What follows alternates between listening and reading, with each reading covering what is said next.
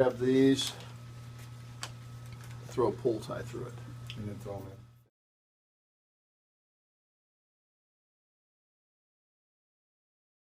in. Okay, so we built 8 programs to get you started. The machine holds 25. Turning it on, it will always default to program 1. Program 1 is our longest program. It's 2+ hours. Depending on fill times, might go as long as 3. It's for extreme exposure. If you've got gear in the station that's never been properly washed, I would recommend you run it on program 1. It's going to give it a long clean. It's basically as good as we can get it. Otherwise, you would only use that program if you came out of a real heavy chemical exposure. It's just a very long wash program, not needed unless you've got stuff and you're going, ugh. Okay. Program 2, which says medium exposure. Think structure fire is what I like to look at. Typical good burn, got some soot, got some odor on the cloth, put it in there. Good clean for that. It's the same amount of changes of water. It's 11 changes of water, same as program 1, but it's a little condensed. It's probably an hour and a half.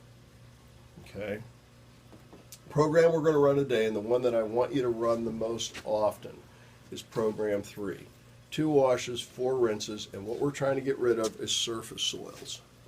We go out, get some grub and dirt on the gear, salt, road salt, whatever it is. We need to get that out. NFPA has proved that dirt in the gear will not protect you as well as clean gear will in a fire.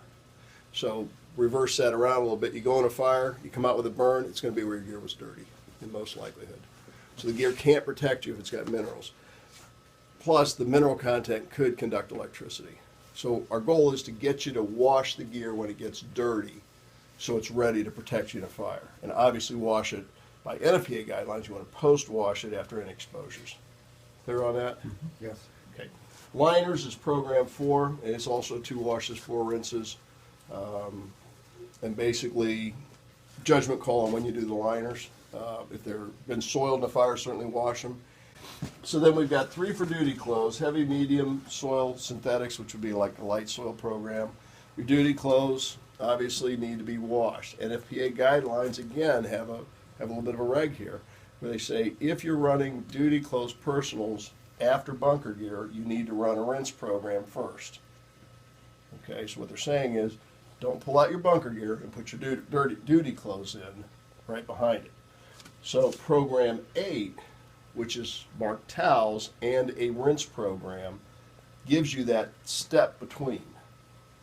Now, some stations will make it a policy that before you can run duty clothes, you will run program 8 to make sure that it's been cleansed properly from whoever would have run it last. The problem is if you over foam your load, you can actually eventually push the foam past seals, which takes out the bearings prematurely. Again, you don't have to worry about for 5 years, but you don't want the machine to have to do it in 6. You don't want it to ever need a bearing job, and it really shouldn't ever need a bearing job if you don't oversuds it.